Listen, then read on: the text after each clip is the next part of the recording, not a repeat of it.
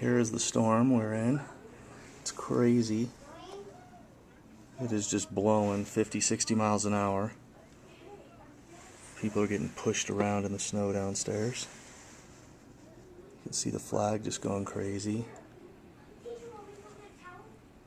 Almost whiteout conditions. Can't see anything.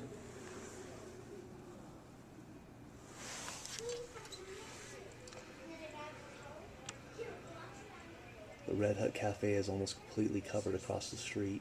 Yesterday the street was black and you could see it. You can't see anything in the parking lot now.